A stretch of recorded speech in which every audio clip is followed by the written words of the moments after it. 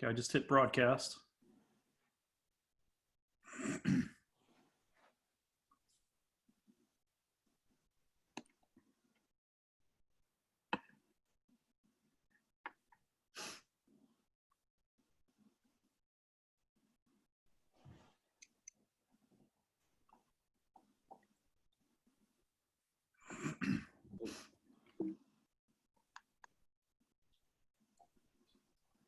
Julian, we'll give it a couple minutes for people to join in. Okay.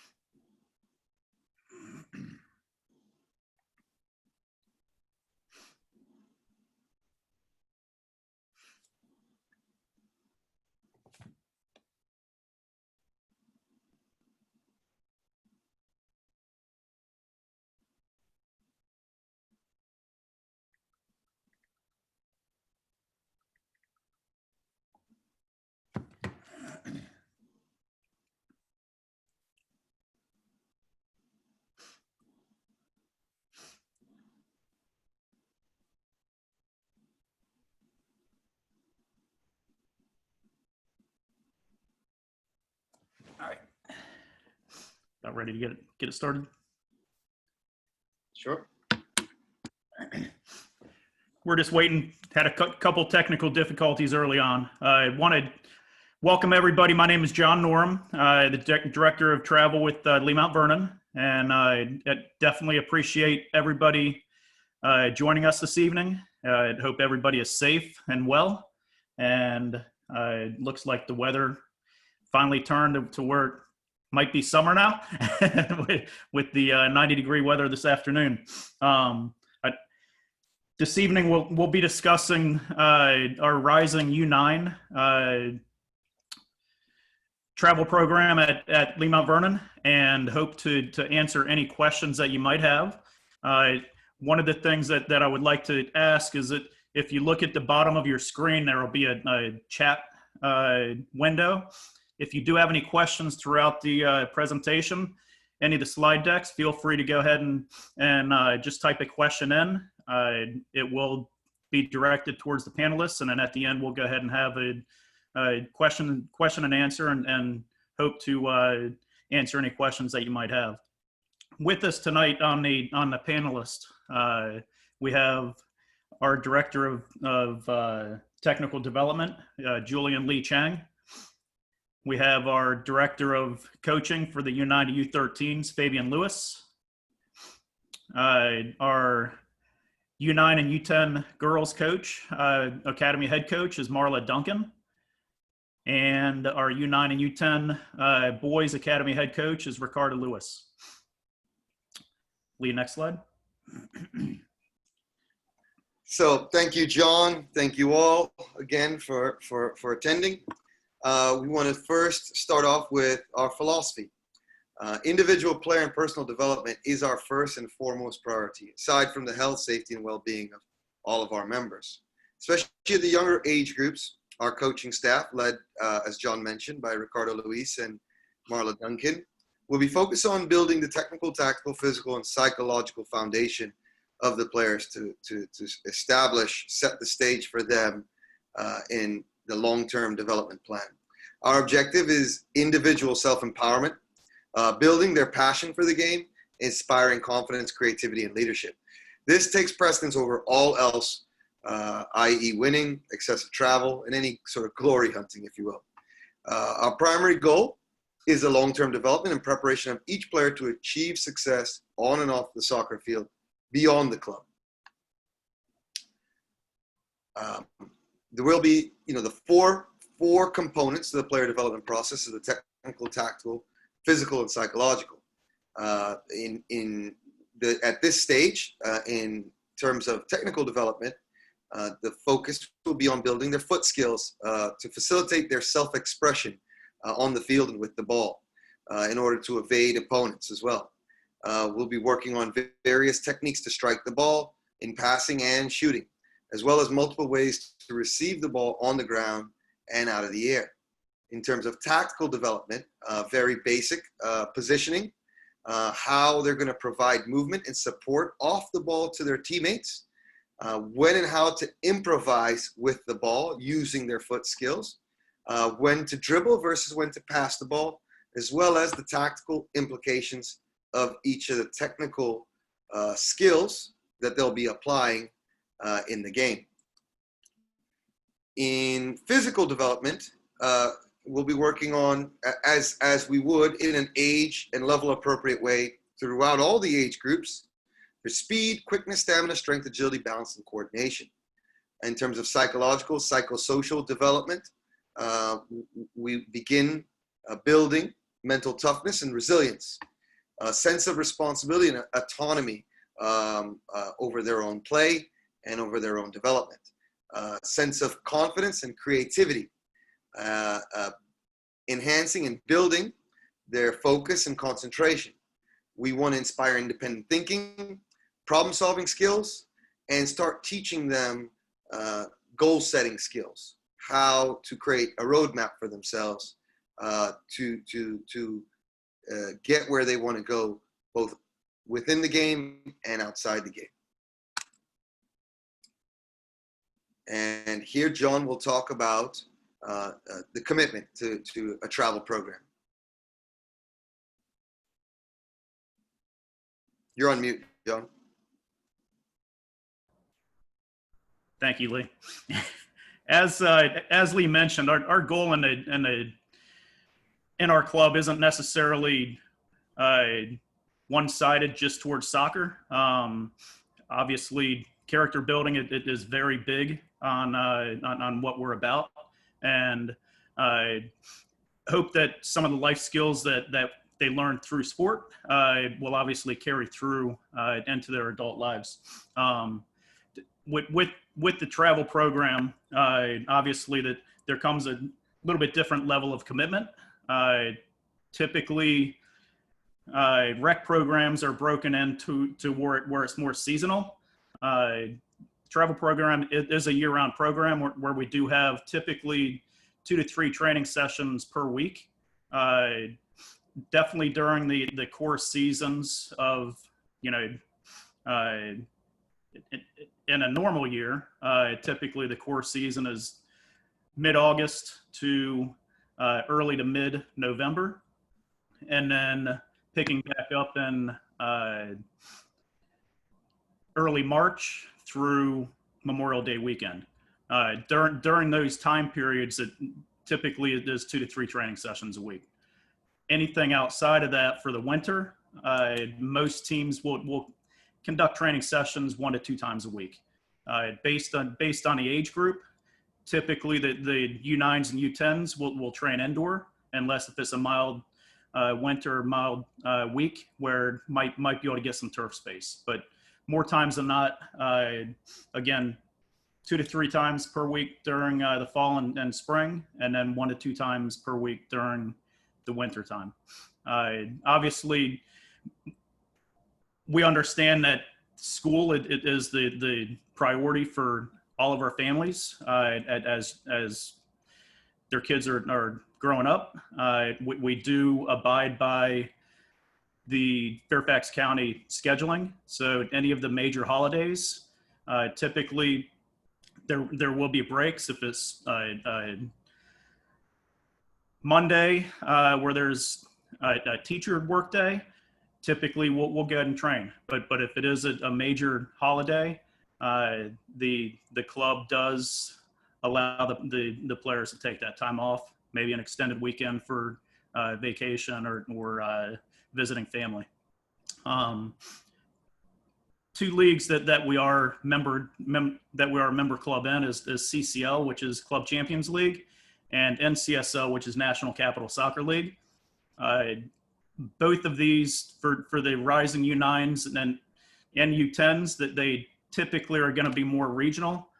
So in most cases, the CCL games are Alexandria, Springfield, Manassas, Loudon. It would typically be the furthest match date. The CCL does offer events for the U9s and U10s, which they call it the next gen. Basically, the events are typically one preseason, one postseason, which can be held. Last year that they were held in Fredericksburg. Basically, it's all of the clubs within CCL come together, and there are many games, very fun environment. Matches are typically either on a Saturday or a Sunday. That there are some weekends, depending on scheduling and field availability, where the games might be one on Saturday, one on Sunday, but typically it's going to be either or. Again, most of the matches are within probably a 30-minute drive tops. With these age groups, there are typically one or two tournaments that the teams will decide to participate in as well, which will be age and level appropriate. Again, I would say that the furthest tournament that Marley, you did what, McLean? We did go up to Olney, but it wasn't that far. It was like 45 minutes. Okay. Yeah, most of them are Northern Virginia or Montgomery County. As I mentioned in the first bullet point, it is a year-round program. During the winter, we encourage the players and teams to participate in futsal. Futsal is held at the St. James and Springfield, and it basically is an opportunity to allow them to continue growing technically, as well as what Lee had talked about with the overall tactical decision making, in a little bit more free-flowing environment. We do also encourage players to participate in multiple sports.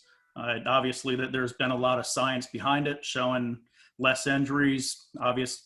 Obviously, at this age, trying to get them the opportunity to play multiple sports, because it's typically too early to specialize. Multiple sports will also help out with athleticism, as well as keeping their love for the game, and that's definitely one of the things that both Marla and Ricardo are very good at is keeping the kids engaged, but making it a fun environment for them to learn in. Lee, next slide. Now we'll have Fabian talk about the academy style with this age group. Thanks, John. Thanks, Lee. Good evening, Lima Vernon families. I hope this PowerPoint presentation finds you in good health and safety. So I will talk about the academy concept at our club, and we'll have two parts. First, I'll explain the colors of the teams, and then we'll talk about the principles of the academy concept.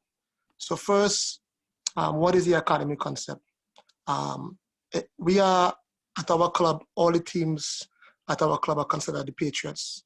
So we are one big team, and there's multiple squads. So for example, the Rising U9, they are going to be boys and girls, the Patriots, and then there's going to be three teams. Two teams, for example, or three teams. The red team is our first tier. The white team is our second tier team, and the blue team is our third tier team. And typically we will have either between two or three teams, but these are our colors. Next slide, please, Lee.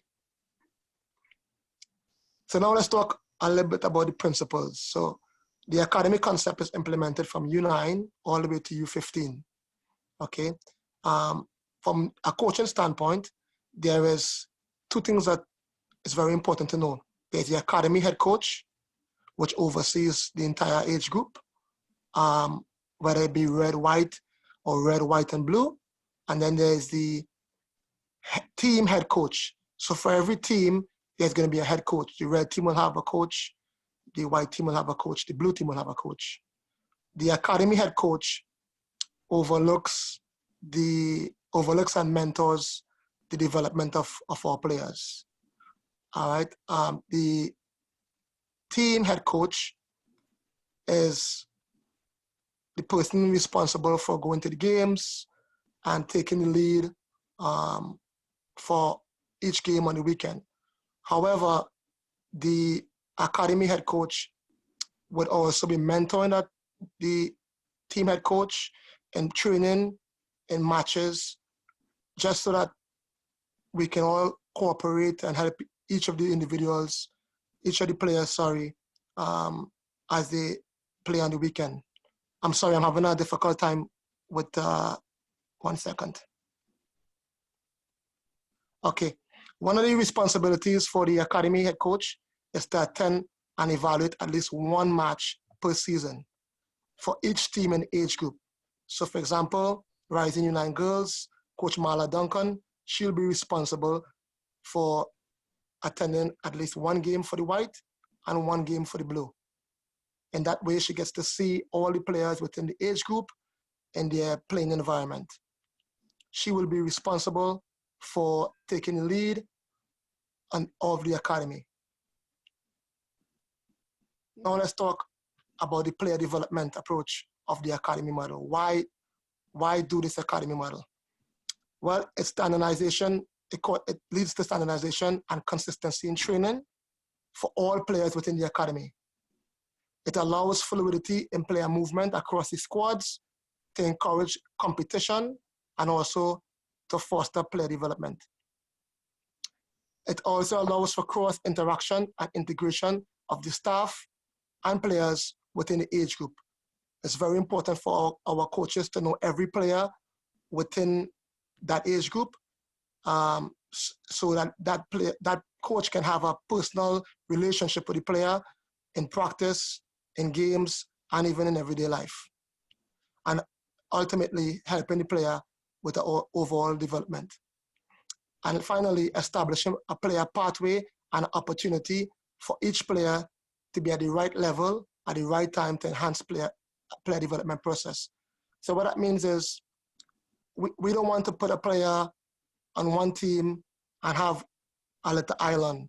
We want to encourage players the opportunity to move up when the opportunity is there at the right time. That's going to help them to continue to develop. In closing, the academy model is one team with different squads. I'll now pass it on over to Lee. Well, Coach John. John. Okay, thanks, Fabian.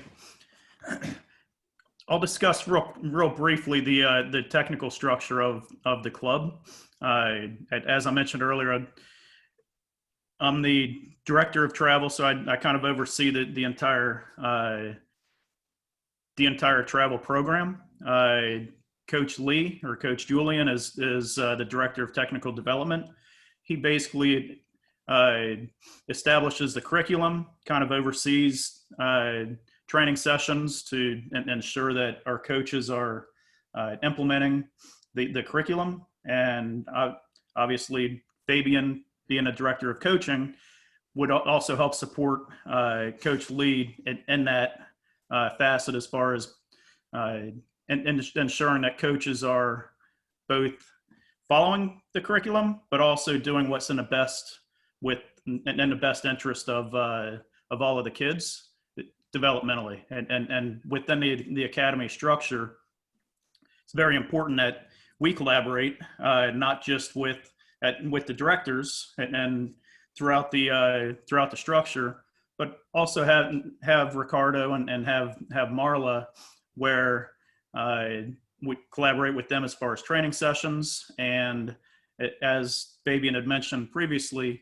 that they, as academy head coaches, will help facilitate and help mentor the team head coaches not just in training sessions, but also in helping them out and matches as well with player management and things like that. Thanks, John. Now I'm going to speak a little bit about, obviously we're in a very unique time that we've never lived through, but we as a club, we have been engaging in a number of conversations at different levels with the county officials, health officials, etc. And we've established a return to play protocol to ensure that we're doing as much as we can to keep the players safe and healthy.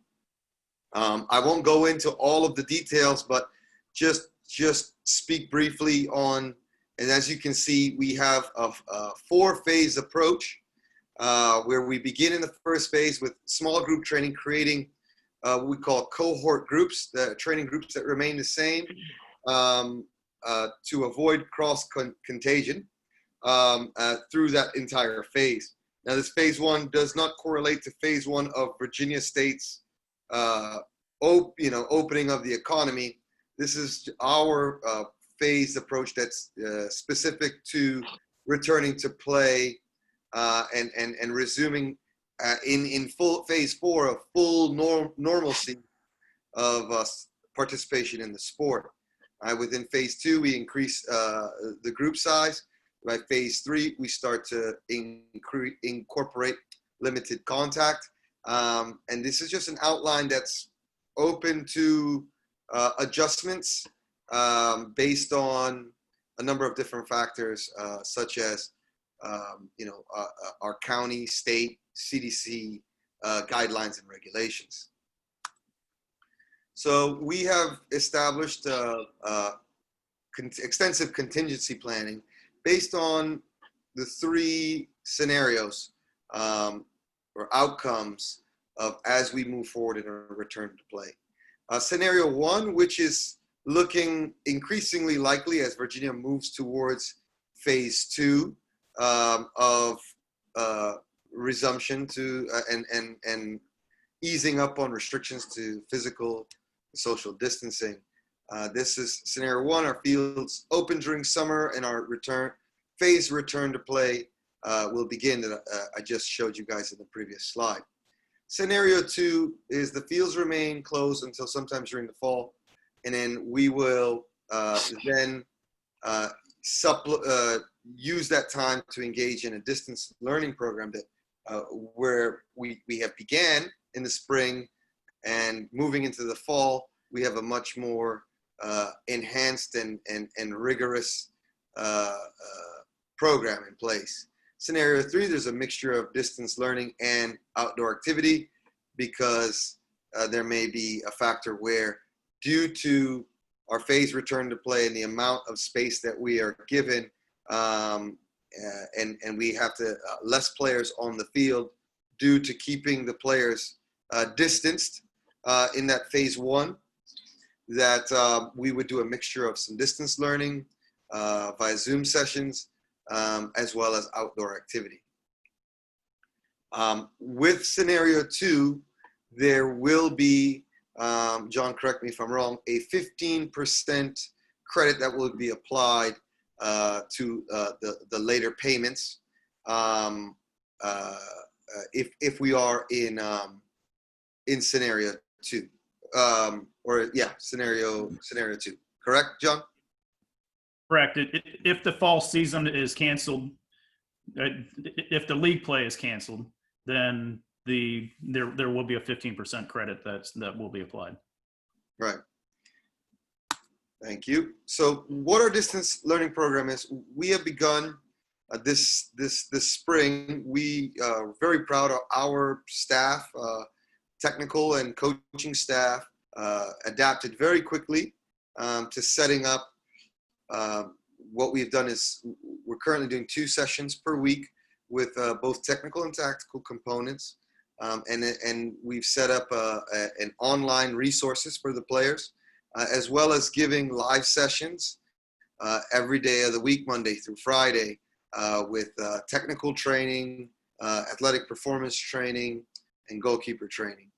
What we will be adding into the fall would be individual remediation training, where each player will receive a 30-minute session that will help, will be working on one-on-one with a coach, specifically to work on those areas that they need the extra help with.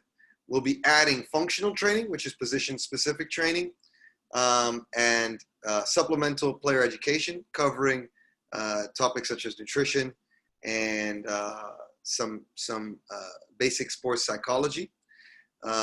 We'll also be establishing parent education resources, where we have bi-weekly webinars educating parents on a variety of topics, such as understanding the youth soccer landscape in the United States. What do all the leagues mean? What is the player pathway? How to support your child's development, etc.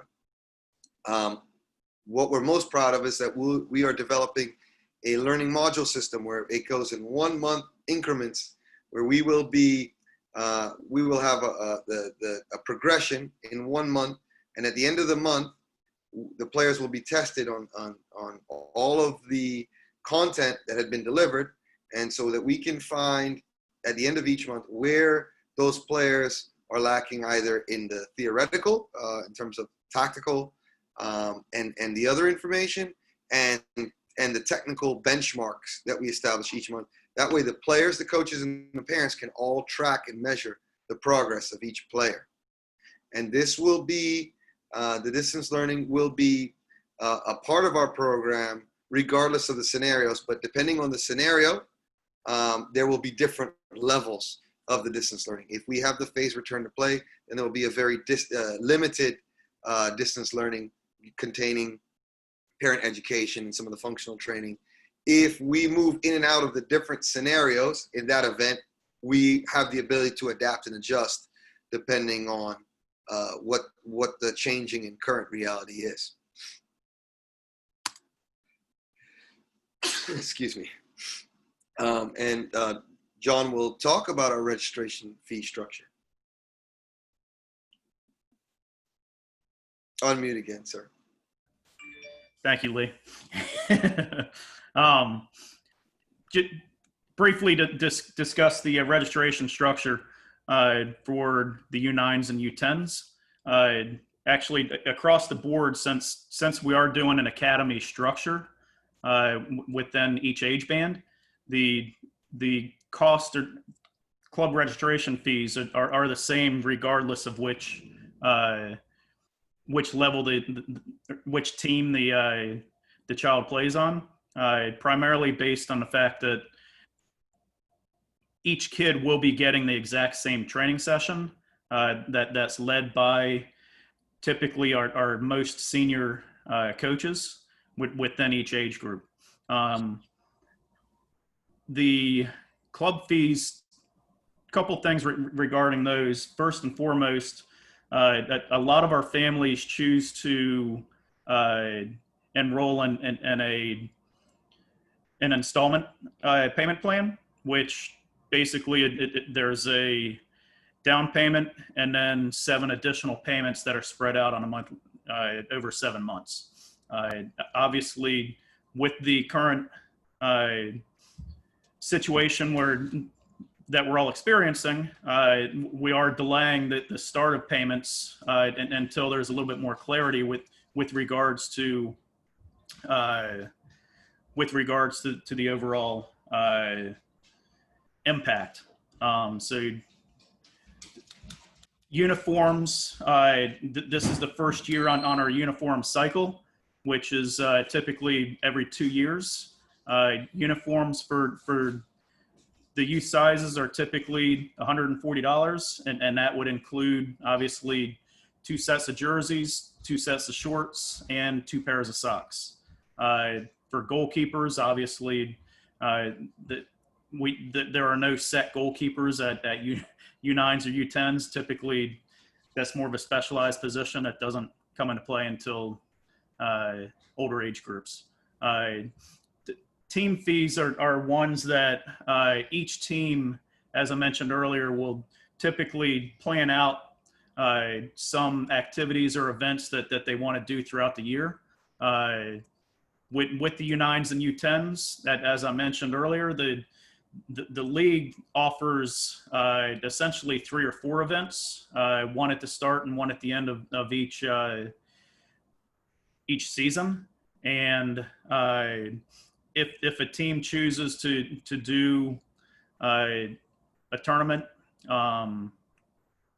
futsal, gym rentals, things like that, that typically it is what team fees are comprised of. On average, they run between $200 and $300 per family. We do also, very proud to be one of the only clubs in the area that has a pretty extensive financial aid program, where essentially players or families that qualify for free and reduced lunches automatically qualify for financial aid, and that would be factored in off of the registration fees. In addition, for this year, obviously with the economic impact that COVID has internationally, but I mean domestically here and local, we do also have a program set up to help families that have been impacted with the economic downturn that through COVID. So if you do not qualify for free and reduced lunches, but you have been impacted, we ask that you send an email to Lula Bauer, who's the executive director, and she will go ahead and administer that on a case-by-case basis.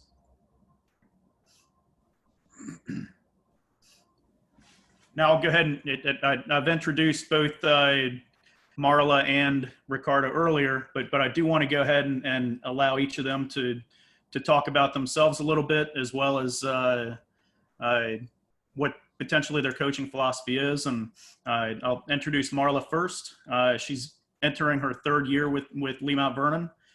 She's coached at many different levels. She's one of our few coaches within the club that has college coaching experience. She was with Utah State as well as George Washington University on her coaching staff, and has well over 20 years of coaching within the youth ranks. And very, very proud and very, very happy to introduce Marla. You're on mute.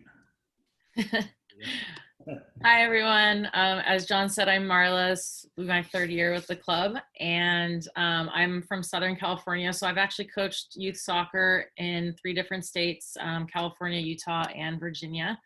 And I really love working with the younger age groups because the girls are really fun. They seem really happy to be at practices and games. They love being around each other. And it's just a really great opportunity to instill a love for the game as they're starting this journey into travel soccer.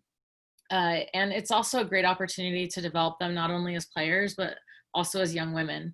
And my goal is to create for them a risk-free learning environment so that they can thrive during this transition into youth soccer. And we'll be doing a lot of team building activities so that they can get to know each other and are comfortable with each other.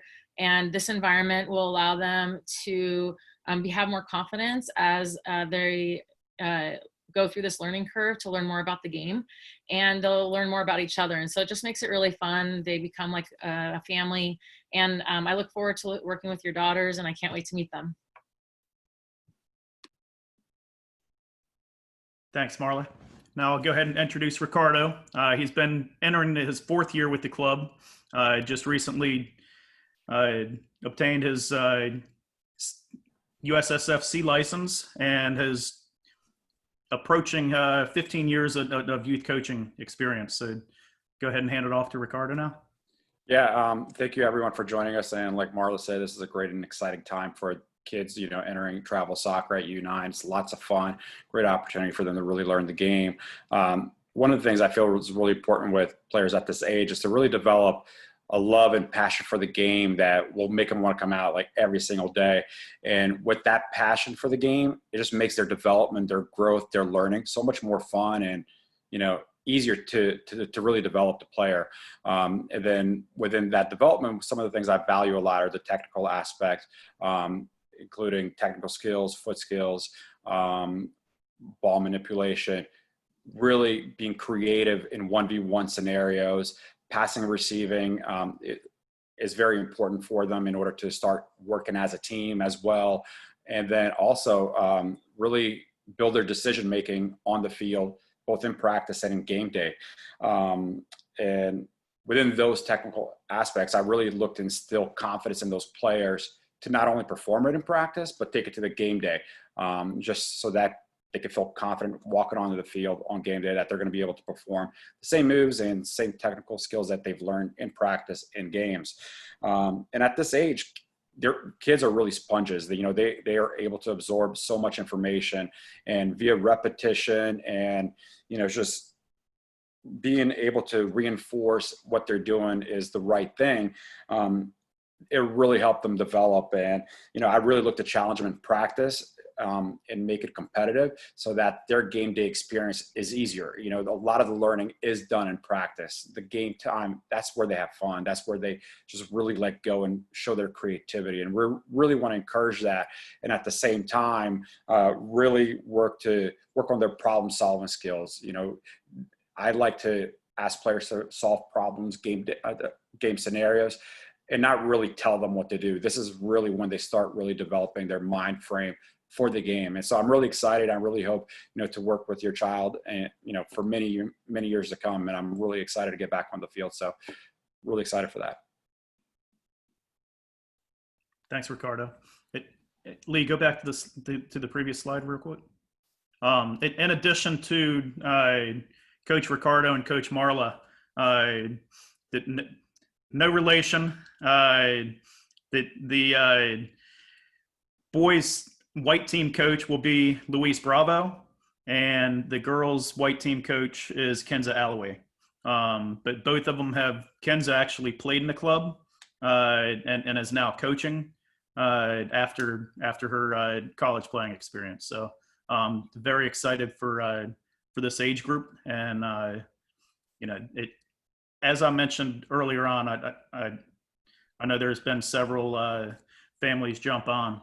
At the middle of the screen at the bottom, there's a chat bar. If there are any questions, please go ahead and type in, and we'll go ahead and field any questions at the end. Sorry, Lee. Oh.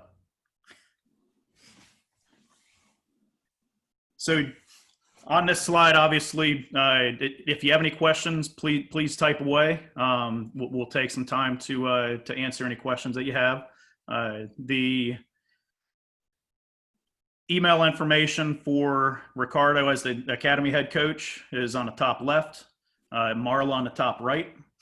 My email address is in the middle, and then obviously Fabian being the director of coaching for actually. You got mine in there twice. Fabian's is actually Fabian Lewis DOC at lmvsc.org. And then Julian Lee Chang is in charge of the curriculum and overall development programs. I'll actually put Fabian's email in the chat.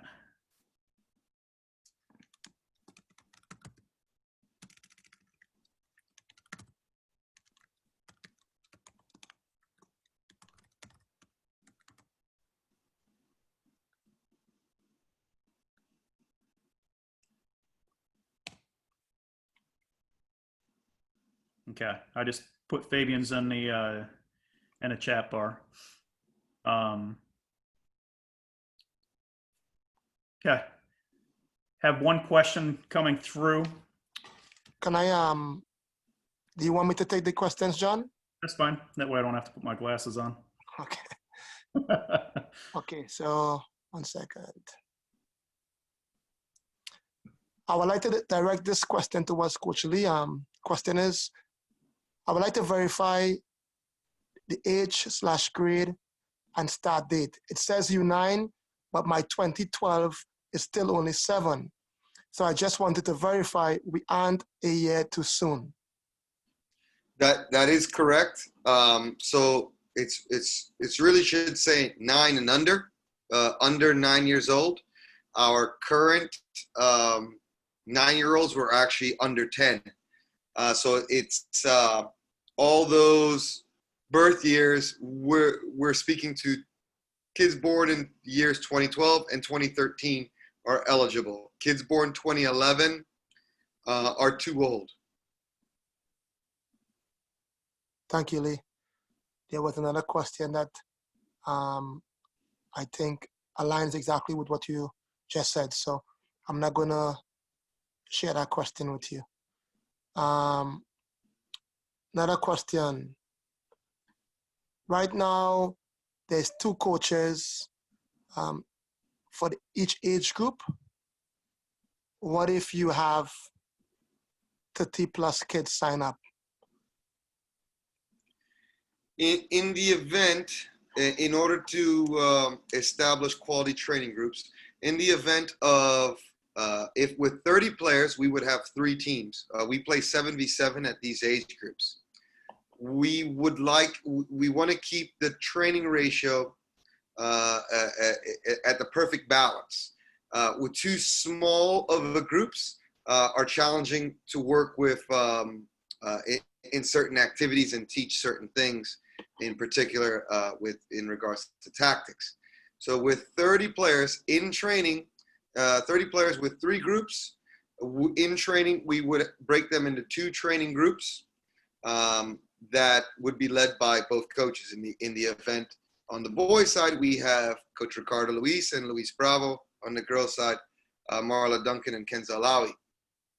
They would break the training groups into 2 groups of 15 and work in coordination in that way. And within the games, both coaches work together to cover the games, as well as the directors that we want to have oversight with directors knowing our directors of coaches, Fabian Lewis, myself, and John want to also have ample interaction with the players, as well as the coaches within that age group.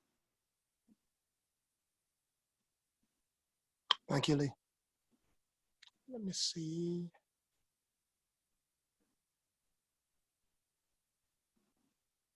Okay. And just wanted to go back to the academy model once again, guys. I know this might be maybe a question that might be coming, but just for the purpose of clarity, within the academy model at Lehman Vernon, we are not changing players every single week on different teams. The idea behind the academy model is to put players where they can find success. We understand that consistency in practice, consistency in game is very important. So they will be placed in like level competition with like level players so that they continue to grow in confidence and be able to express themselves without feeling that they can't play the game of soccer. So just wanted to add that with what we are speaking about with the academy approach. Fabian, can I add to that as well? Sure. But based on the leagues that we compete in, they allow player movement through as long as the player is registered within Lee Mount Vernon. We can place players in those situations that Fabian is talking about, and obviously no player is going to. Players don't develop at the same rate, so there might be certain topics that the coaches are focused on that might need a player to build confidence in a different environment, but within the same structure. And that's why with the coaching structure with having Coach Ricardo and Marla overseeing, they can get an idea as far as where each player's where they are at that current time, developmentally, how far they're coming along, and reward players and work with all players, and that way the players are familiar with the coaches at any point in time, both in training and in games. And also we'll be looking to make, like, within monthly assessments as to where those players are. So generally, unless there's an additional playing opportunity, though, each player and parent will know, a month in advance what their schedule is. So, but like within the CCL games, especially, the games are both the red and the white team are playing at the same location on the same day, around the same time, maybe one back to back. Now, in some cases, players may get additional opportunity to play an extra game based on other players that might be ill or something came up. But generally, in most situations, parents will know the schedules of their kids long in advance, not the week of. In terms of game schedules, the practice schedules stay consistent throughout the whole season. Thanks, Lee. On the topic of schedule, I also want to add that starting next week, Coach Marla Duncan, Coach Ricardo Luis, they would both be delivering virtual sessions for 20 minutes, just to get the kids engaged, get the players to virtually introduce themselves and get to know each other, the coaches to virtually introduce themselves and get to know the players. And I'll be starting next week, Wednesday, that's June 8th. Coach John, could you tell me what time again? Wednesday at 6 p.m. Got it. Okay, Correct, thank Ricardo you. and Marla? Yep, thank you. I see we have a question. 1 second. I see you recording. So this is for Coach John. I see you are recording. Will this be available to view somewhere? I had to join a bit late. Yeah, if you could go ahead and send me an email, and then I'll go ahead and send over the copy after it's uploaded from the cloud. You're welcome. Thank you, John. Thank you. Fabian, can I answer the other question about scheduling? Sure, go ahead. So question is about training or practices. How long are the practices, and typically when and where? With the younger age groups, we as a club have the younger kids scheduled, or give them priority scheduling for the early time slots. Typically, and again, a lot of it's going to depend on the field assortment and field assignments that the county gives. But typically, since I've been here, the U9s and U10s that have always been at Lee District Park. Time blocks there start at 5:30, and depending on what phase we're in, the duration of training sessions, you can probably expect at least a 60-minute session, 60 to 90-minute session, and the specific days of week may change, but very rarely do we have a Friday night training session. So it might be in the spring, we're going to have our academy training night was going to be on Wednesday night. So some coaches were doing Tuesday, Wednesday, Thursday. It might have been Monday, Wednesday, Thursday. But typically the academy night will be a 60 to 75-minute session. And John, can I piggyback on what you just said? Sure. Excuse me if I missed it. And with the academy night training, the part, which is the additional day of training, the players also get to learn from other coaches within the club. So Coach Mala, the academy head coach, Coach Ricardo, the academy head coach, they may or may not be running the practice on that additional day. That they may be learning from myself, Coach John, Coach Lee, or another coach within the age group. So the players will have an opportunity to learn from different coaches, same information, but with a different voice. And I think that's sometimes very beneficial for players' development. Thank you. Fabian, can I touch on one of the previous questions really quick? Sure, go There ahead. were 2 questions about late birthdays, and I think it's important for parents to know that as coaches, we understand in terms of physical and emotional and social development that we know that kids are in very different places. And so during our experiences, we've learned how to work with kids in different places, especially coming into travel. They're not all going to be on the same page in all those areas. And so we do work with the kids, regardless if they are a little bit behind, right where they should be, or even ahead. We make sure that we tailor things for all of our kids so that they get the best experience possible within our club. Good. Thanks, Mala. Well said. Okay. Go ahead, Lee. Is there any there's no further questions, correct? No, not that I see in the chat, no. So yeah, thank you all. Again, I want to reiterate what Coach Fabian said.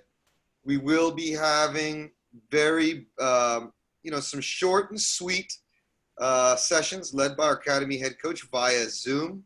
We'll be sending that out to our U8 Next Gen Academy, as well as our rec players to join in at no cost, so they can connect, get to experience some of the virtual sessions, which is different than our outdoor sessions, of course, from our academy head coaches, but it'll give them a sense and get the opportunity to work out, have some fun, and start building on the skills that they'll be working on more extensively when we get a full resumption of outdoor activity. Also, I wanted to add, if you could, on the chat, put in your email so that we make sure that when we do send out the information for the virtual sessions, that you definitely get it, just because it is a large group. Therefore, we want to make sure that everyone's on this call definitely gets that email. Really important, taking the time to come in this afternoon, that we also want to make sure you're included and don't accidentally get skipped out on the email. So please leave your email if you're listening. It'd be great. All right. Yeah. So if you could go ahead and just enter your email in that, and we'll follow up with invitations for the respective Zoom links, training links. Sorry, hang on.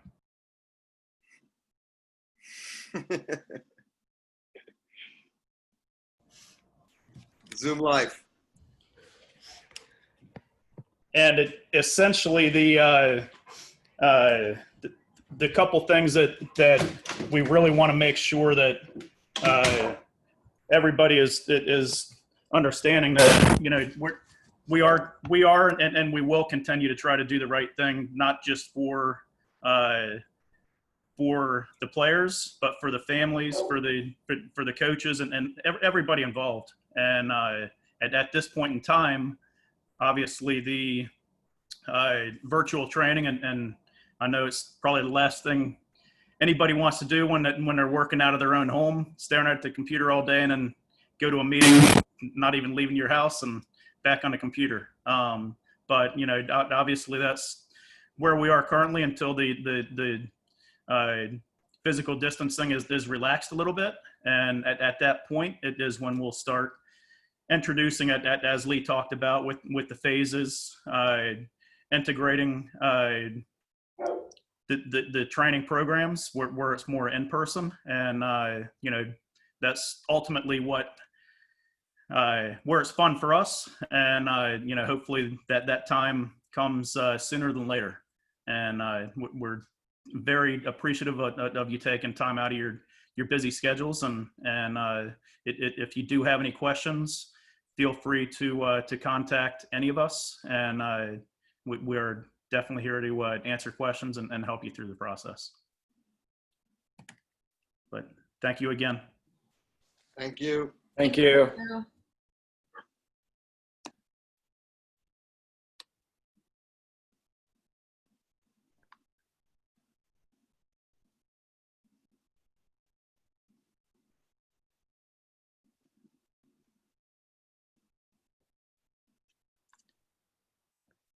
Let me save the chat before I